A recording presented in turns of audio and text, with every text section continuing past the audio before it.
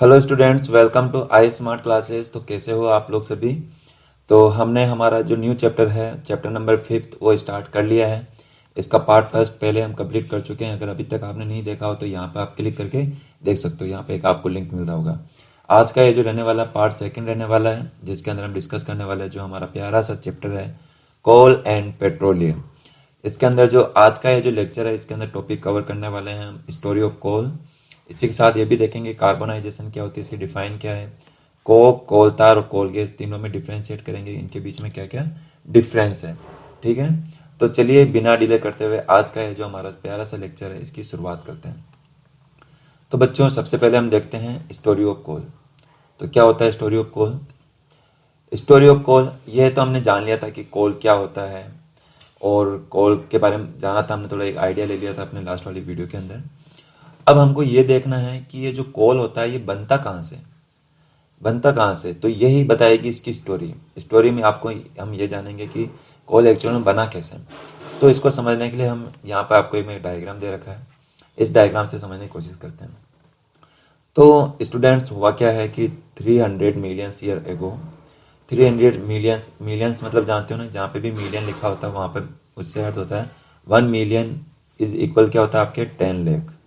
कितना होगा बच्चों, 10 लाख। ओके, ये तो 1 मिलियन यानी कि 10 लाख, यानी कि आप इस 300 के पीछे आप क्या ले सकते हो, 10 ये आप कितने जीरो और लगा सकते हो, 6 जीरो और लगा लेना, तो वही इसकी वैल्यू होगी। तो बच्चों 300 मिलियन ईयर्स अगो, 300 मिलियंस पहले क्या हुआ था, ईयर्स पहले क्या हुआ था, जो भी हमारी ये जो फॉरेस्ट है, ये फॉरेस्ट बच्चों उस समय क्या थे, बहुत ही डेंस थे।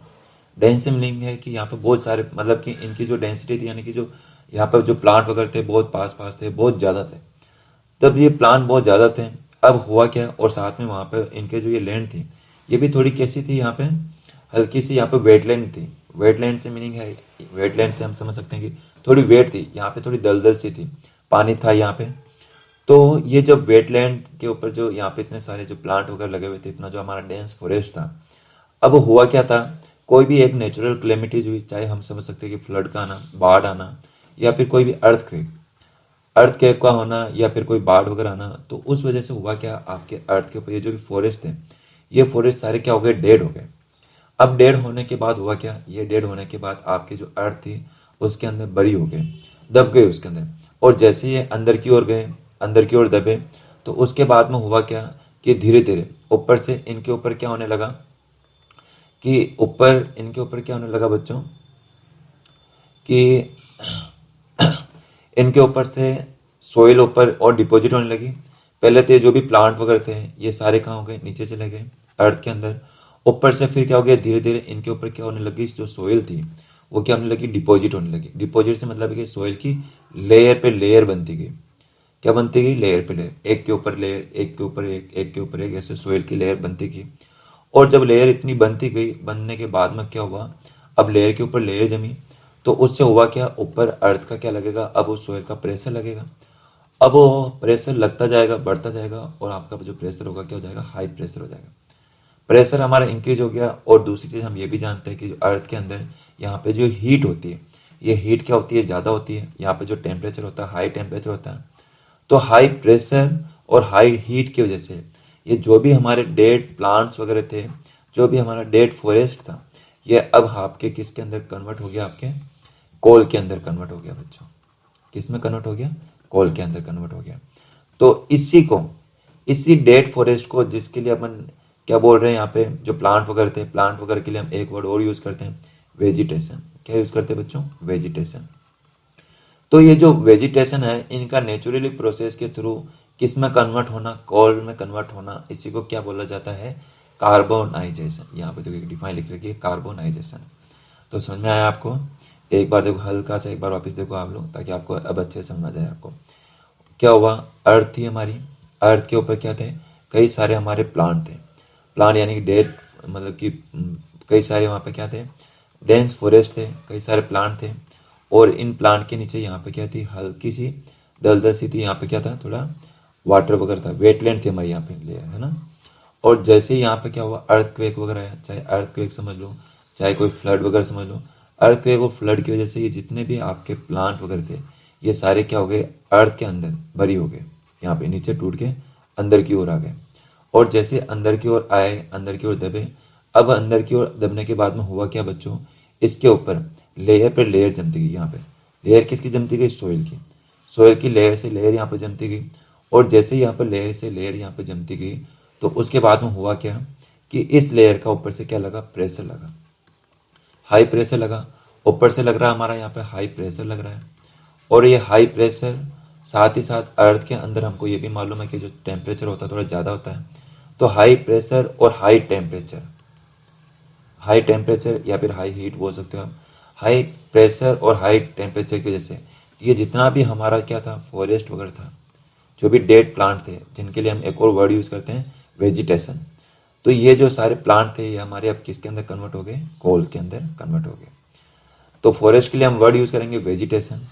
तो इन वेजिटेशन का नेचुरल प्रोसेस के थ्रू किस में कन्वर्ट होना, कोल में कन्वर्ट होना, इसी प्रोसेस को हम बच्चों क्या कहते हैं, कार्बोनाइजेशन। कार्बोनाइजेशन, तो ध्यान रखो कि कार्बोनाइजेशन क्या होता है। ओके, समझना है आपको। अब आपका बुक का देख लो, आपके देखो बुक के अंदर क्या लिखा हुआ, क्या बता रखा है। ऐसा ही कुछ समझा रखा है इन्होंने बोला कि अबाउट 300 मिलियन ईयर अगो क्या हुआ था, जो भी डेंस फॉरेस्ट थे, ये डेंस फॉरेस्ट क्या होता है, जो वेटलैंड जो भी एरिया था उसके अंदर नेचुरल प्रोसेस के थ्रू, नेचुरल प्रोसेस यानी कि फ्लडिंग आना, यानी बाढ़ वगैरह आना, उसकी वजह से ये सारे क्या हो गए, फॉरेस्ट क्या हो गए, बरी हो गए। बरी होना यानी कि दबना, किसके अंदर, सोइल के अंदर। सोइल के अंदर दब गए। और उसके बाद में क्या हुआ, उसके ऊपर कई सारी जो सोइल है वो क्या हो गई, डिपॉजिट होती गई। डिपॉजिट यानी कि उसके ऊपर लेयर पे लेयर जमती गई। और इसकी वजह से क्या होगा, अब वो क्या होंगे, ऊपर से कंप्रेस होंगे। कंप्रेस होने से मतलब कि प्रेशर बढ़ना होना, क्या होना, कंप्रेस होना यानी कि प्रेशर बढ़ना। ऐसे और समझ सकते हो। कंप्रेस से मीनिंग क्या बच्चों, अच्छी टर्म है, आपको मालूम होनी चाहिए। कंप्रेस से मीनिंग है कि अगर आप क्या करते हो, ये आपने यहाँ पे ले लिया कोई, आप कोई भी यहाँ पे ब्लॉक वगैरह ले लो, कोई भी आप थिंग ले लो यहाँ पे, है ना, कोई ऑब्जेक्ट ले लो, या फिर आप क्या करते हो यहाँ पे कोई सॉलिड भी ले सकते हो। अब जब आप क्या करते हो, इस सॉलिड को ऊपर से दबाते हो, जोरों से आप दबा रहे हो, तो इट मीन्स आप क्या कर रहे हो, इसको कंप्रेस कर रहे हो। कंप्रेस करना यानी कि उसको प्रेशराइज करना, उसका प्रेशर इंक्रीज करना, ठीक है, इससे मीनिंग यही है। तो होगा क्या बच्चों कि जब यहाँ पे कंप्रेस होता है, और कंप्रेस होने के बाद में क्या होता है, यहाँ पे जो टेम्परेचर होता है वो भी क्या होता है, रोज होता है, राइज होता है, इंक्रीज होता है। इंक्रीज होने की वजह से ये और डीपर जाता है, अंदर की अंदर जाता रहता है। ये जो फॉरेस्ट में अंदर से अंदर और जाते रहेंगे, और अंदर जाने की वजह से ये फिर आपके लास्ट में क्या होते हैं, स्लोली कन्वर्ट हो जाएंगे किसके अंदर, कोल के अंदर। किस में कन्वर्ट हो जाएंगे बच्चों, कोल के अंदर कन्वर्ट हो जाएंगे। और इसी कोल को, जिसके अंदर बहुत सारा कार्बन है, तो इसी कोल का किसके अंदर कन्वर्ट होना, ये जो भी थे ना अपने, ये जो भी आपके वेजिटेशन थे, डेड प्लांट्स थे ना, इन डेड वेजिटेशन का, डेड प्लांट का कन्वर्ट होना किसके अंदर, कोल के अंदर कन्वर्ट होना, इसी को बच्चों क्या बोला जाएगा, कार्बोनाइजेशन। क्या बोला जाएगा, कार्बोनाइजेशन। ये कार्बोनाइजेशन ध्यान रखोगे, वेरी इंपॉर्टेंट टर्म है जो आपको याद रखनी है आपको, ठीक है। और इसके अलावा इसी कोल को बच्चों हम एक और नाम से भी जानेंगे, फॉसिल फ्यूल्स। फॉसिल फ्यूल्स भी ऐसे ही बनते हैं आपके। तो फॉसिल फ्यूल्स हो गया, चाहे पेट्रोलियम प्रोडक्ट हो गए, चाहे आपके कोल वगैरह हो गए, ये सारे बनने की जो प्रोसेस है एसीसी होती है बच्चों, स्टोरी ऑफ कोल। ये स्टोरी ऑफ कोल यही बताती है कि कैसे फॉसिल फ्यूल्स बनते हैं। तो ये जो पैराग्राफ है ना आपके लिए बहुत ही इंपॉर्टेंट है आपके लिए। इस पैराग्राफ से आपके कई सारे क्वेश्चन के आंसर सोल्व हो जाएंगे आपके, ठीक है। तो कैसे इसको नोट करना मैं आपको लास्ट में बताऊंगा, अभी हम सिर्फ समझने का काम करते हैं। अब इसके बाद में बच्चों हम आगे डिस्कस करते हैं कोल के बारे में, इसको और अच्छे से समझने की कोशिश करते हैं कि कोल। बच्चों आपको ये तो समझ में आ गया होगा कि कोल एक्चुअल में बनता कैसे है। अब हमारे पास निकल के आ गया कोल, कोल निकल के आ गया है ना। ध्यान रखना, कोल टू टाइप का, एक कोल तो होता है कि आपका जो आप जो बर्न करते हो ना, वुड वगैरह को जो बर्न करते हो, उससे जो कोल बनता है वो कच्चा कोल बनता है। ध्यान रखना, कौन सा कोल बनेगा, कच्चा कोल। 5th क्लास में आपने पढ़ा होगा। और जो अर्थ के अंदर जो आपसे मिल रहा है आपको नेचुरल प्रोसेस के थ्रू, जो अर्थ फॉसिल फ्यूल्स के रूप में जो आपको मिल रहा है, ये जो है आपका पक्का कोल है ना। ध्यान रखना, कच्चा कोल और पक्का कोल। अब बच्चों आपको ये मिल गया है कि कोल बनता कैसे है, लेकिन अब इस बनने के बाद में इसके साथ भी कई सारी प्रोसेस की जाती है। इसको गर्म किया जाता है, इसको बर्न किया जाता है, अलग अलग प्रोसेस के थ्रू इसको हम अलग अलग प्रोसेस इस पे करते हैं। इस पे तो वो कौन सी प्रोसेस करते हैं, और उसको प्रोसेस को करने पे, उसको गर्म करने पे हमको क्या क्या मिलता है, उसी के बारे में अब हम डिस्कस करेंगे, ठीक है। तो बच्चों इसको मैं समझाता हूँ आपको। तो बच्चों हम बात करते हैं कोल की। ठीक है, कोल कौन सा? पक्का कोल जो आपको अर्थ से मिला। जैसे कि मैंने कोल लिया, अब मैं क्या करता हूँ, ये जो कोल है जो अर्थ से आपको मिला है, ठीक है, अब क्या किया जाता है, अगर इस कोल को हम क्या करते हैं, इसको बर्न करते हैं। ठीक है, बर्न करते हैं इसका ना, बर्न करना यानी कि इसका टेम्परेचर इंक्रीज करना। तो जब आप इस कोल को बर्न करते हो, पर ध्यान रखना बच्चों, बर्न भी आपको कैसे करना है, एयर की प्रेजेंस में करना। आपको किसकी प्रेजेंस में करना है? आपको एयर की प्रेजेंस में। तो जब आप कोल को एयर की प्रेजेंस में बर्न करते हो तो उस समय बच्चों एक गैस रिलीज होती है, उस गैस को बोला जाता है CO2। क्या बोला जाएगा इसको? CO2, यानी कि आप इसको क्या कह सकते हो इसको? Carbon dioxide. ठीक है, पर ध्यान रखना बच्चों, कोल को बर्न कर रहे हैं अपन किसकी प्रेजेंस में? एयर की प्रेजेंस में। अगर आपको इसकी इक्वेशन बतानी तो आप क्या कह सकते हो कि C+O2, यानी कि जब कार्बन को बर्न किया जाता है ऑक्सीजन की प्रेजेंस में, यानी टेम्परेचर इंक्रीज करते हो आप, तो उस केस में जो गैस रिलीज होती है वो रिलीज होती है बच्चों कार्बन डाइऑक्साइड। वेरी इंपॉर्टेंट है बच्चों, आपको ध्यान रखना है किसकी प्रेजेंस में कर रहे हैं अपन? ऑक्सीजन यानी कि एयर की प्रेजेंस में हम कर रहे हैं। तो कौन सी गैस रिलीज होगी? Carbon dioxide. तो ऐसा है कुछ इसमें बता रखा है आपके बुक के अंदर। क्या कह रखा है? वेन हीटेड इन एयर, किसकी बात कर रहा है? कोल की बात कर रहा है। जब हम कोल को हीट करते हैं या फिर कोल को बर्न करते हैं तो उस समय एक गैस प्रोड्यूस होती है और उस गैस का क्या नाम है? कार्बन डाइऑक्साइड, जिसको हम शॉर्ट में क्या लिखते हैं? CO2। ओके बच्चों, अब बच्चों ये जो कोल होता है, इस कोल का कई सारी इंडस्ट्रीज के अंदर डिफरेंट डिफरेंट प्रोसेस इस पर करके इससे कई सारे प्रोडक्ट बनते हैं, इनको यूज किया जाता है। वो प्रोडक्ट कौन से बनेंगे? कोल तार, कोल तार एंड कोल गैस। कैसे हैं? चलो थोड़ा समझने की हम कोशिश करते हैं। तो बच्चों ये है हमारा प्यारा सा कोल, जो पक्का कोल, जो आपको कहाँ से मिला? अर्थ से मिला। कहाँ से मिला? अर्थ से। ठीक है, ये कोल है हमारा, नेचुरली हमने इसको कर लिया, हमने मिल गया हमको। अब क्या करते हैं बच्चों, अब इस कोल को हम हीट अप करते हैं। हीट अप करते हैं यानी कि इसको हीट देते हैं, इसको टेम्परेचर इसका इंक्रीज करते हैं। बट बच्चों ध्यान रखना, यहाँ पे जो एक चीज़ है कि यहाँ पे जो आप टेम्परेचर हीट जो इसका इंक्रीज करोगे, यहाँ पर हमको करनी एब्सेंस ऑफ एयर। ठीक है, एब्सेंस ऑफ एयर, एयर की एब्सेंस में। यहाँ पे एयर का कोई रोल नहीं रहेगा, कोई ऑक्सीजन वगैरह यहाँ पे नहीं है। विदाउट एयर, विदाउट ऑक्सीजन, यहाँ पे हम क्या कर रहे हैं? कोल को हीट अप कर रहे हैं, इसका टेम्परेचर इंक्रीज कर रहे हैं।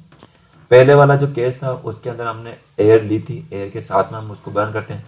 जैसा कि नॉर्मली देखते हो, नॉर्मली जो हम कोल वगैरह बर्न करते हैं ना अपन, एयर की प्रेजेंस में करते हैं, तो वहाँ पे कार्बन डाइऑक्साइड वहाँ पे प्रोड्यूस होती है। बट बच्चों अब जो बात की जा रही है, कोल को जो बर्न करना है वो आपको एब्सेंस ऑफ एयर, यहाँ पे कोई एयर नहीं होनी चाहिए, तब अगर हम कोल को बर्न करते हैं तो उस समय क्या होता है?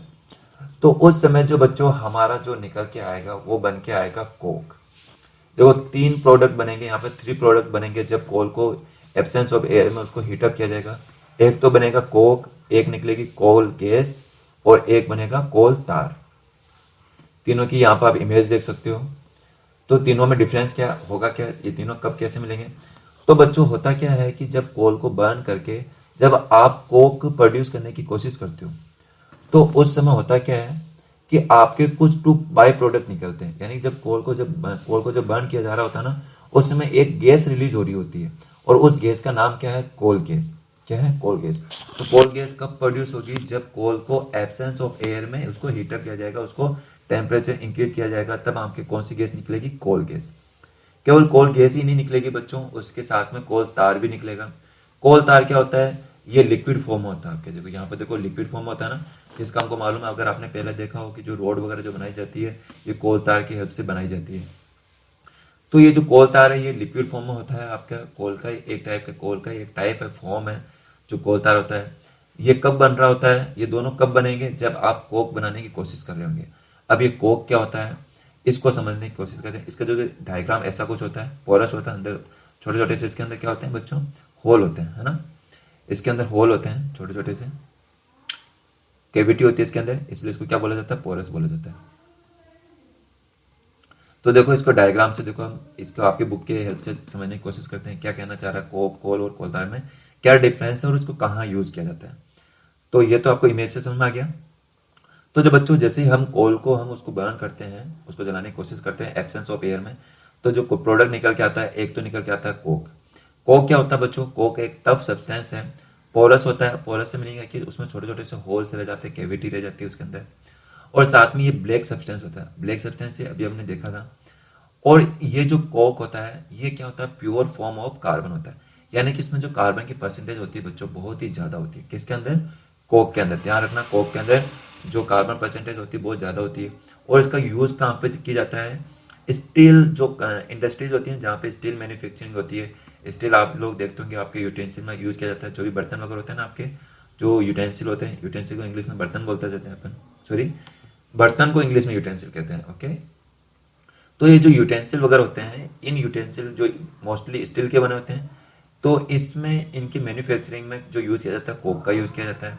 इसके अलावा extraction of many metal, extraction यानी कि उसको निकालना, अलग करने में जो हेल्प की जाती है, मेटल को अलग करने में भी इस कोक का यूज किया जाता है। ओके, चलिए बच्चों, इसके बाद में हम ये देखते हैं कि कोल तार क्या होता है। पहली चीज, कोल किस फॉर्म में होता है? लिक्विड फॉर्म में होता है। ये देखो यहाँ पे भी आप इमेज देख सकते हो, और अभी मैंने भी आपको बताया था।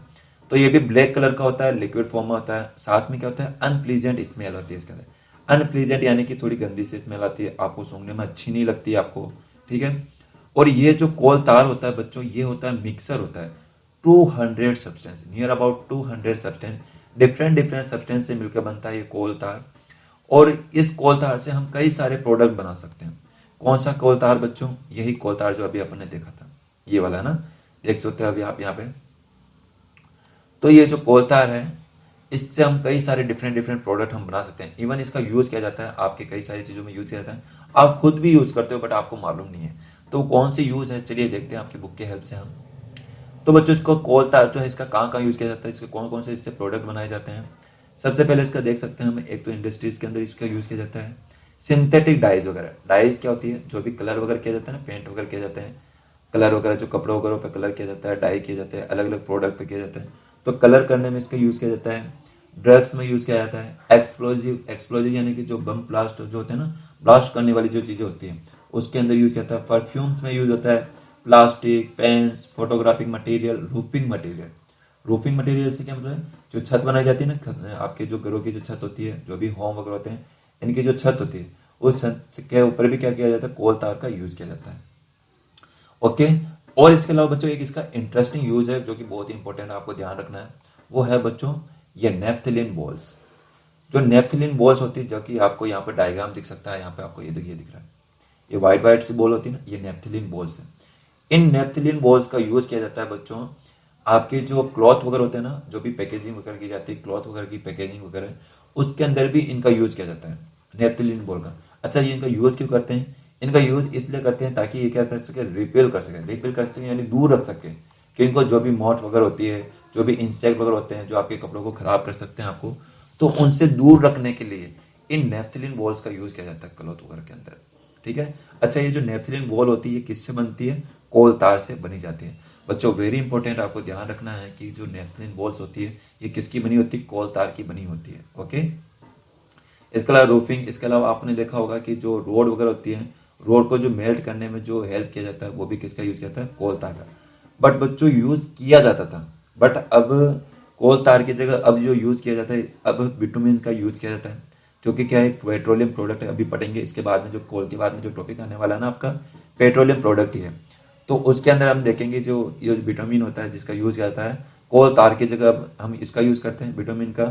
किसके लिए? जो रोड होता है उसको मेटलिंग करने के लिए, ठीक है। तो इस चीज का आपको ध्यान रखना है। अब इसके बाद में बच्चों, जब हम कोल से कोक या फिर कोल तार बना रहे होते हैं, तो उसमें एक गैस और रिलीज होती है, और उस गैस का क्या नाम है? Coal gas. कौन सी गैस है बच्चों? Coal gas. ध्यान रखोगे आप लोग, कौन सी गैस है? Coal gas. तो ये कोल गैस क्या होती है? पहले तो गैस है, गैस की टाइप है, कब बनती है? आपके जब आप कोक बना रहे होते हो। अब ये जो कोल गैस होती है इसका भी कई जगह यूज होता है, इसका किसका? कोल गैस का यूज किया जाता है, ठीक है। अच्छा, इसका यूज कहाँ पे किया जाता है? एक तो इसका बच्चों यूज इंडस्ट्रीज वगैरह के अंदर यूज किया जाता है ना कोल गैस का, ठीक है। और इसके अलावा इंडस्ट्रीज वगैरह नहीं, थर्मल पावर प्लांट में इसमें भी यूज किया जाता है इसके। तो बच्चों ये जो कोल गैस होती है इसका सबसे फर्स्ट टाइम इसका कहाँ पे यूज किया गया था? इसका स्ट्रीट लाइन जो है ना, गलियों की जो लाइट वगैरह होती है उसमें यूज किया गया था सबसे पहले, किसका? कोल गैस का। अच्छा, कहाँ पे यूज किया गया था? लंदन में यूज किया गया था। कब? 1810, उसके बाद में और 1820 में भी किया गया था, न्यूयॉर्क में भी किया गया था। किसके अंदर? स्ट्रीट लाइन में, जो गलियों की जो लाइट होती है उसके अंदर भी इसका यूज किया गया था। अब इसके अलावा बच्चों, ऐसे तो पहले इसका लाइट प्रोड्यूस करने में इसका यूज किया गया था, बट इसका अब लाइट प्रोड्यूस करने के बजाय अब इसको कैसे यूज किया था? हीट के जैसे इसको यूज किया जाता है। इसकी में जो हीट होती है ना, इसका ज़्यादा यूज किया जाता है बजाय का लाइट को प्रोड्यूस करने में इसका। ठीक है, तो ये हुआ बच्चों कोल गैस का यूज हुआ। तो ये हो गए बच्चों हमारे कोल गैस। ठीक है, तो आज बच्चों हमने चारों टॉपिक आपके कवर कर लिए। हमने ये भी जान लिया स्टोरी ऑफ कोल क्या होता है, कार्बनाइजेशन, कोक, कोलता, कोल गैस, चारों पढ़ लिए। अब इसके बाद जो रहने वाला टॉपिक है बच्चों वो आएगा पेट्रोलियम। पेट्रोलियम प्रोडक्ट हम पढ़ेंगे, जो हमारा नेक्स्ट लेक्चर होगा उसके अंदर यही पढ़ेंगे अपन कौन कौन से इसके प्रोडक्ट होते हैं। आज के लिए इतना ही करते हैं अपन। बाकी अब आपको बुक के अंदर, आपको सॉरी नोटबुक के अंदर क्या क्या नोट करना है, चलिए मैं आपको वो बता देता हूँ। ओके, देखो बच्चों, अब आपको कॉपी के अंदर क्या नोट करना है, चलिए वो देख लेते हैं अपन। सबसे पहले आपको हेडिंग डालनी है स्टोरी ऑफ कोल।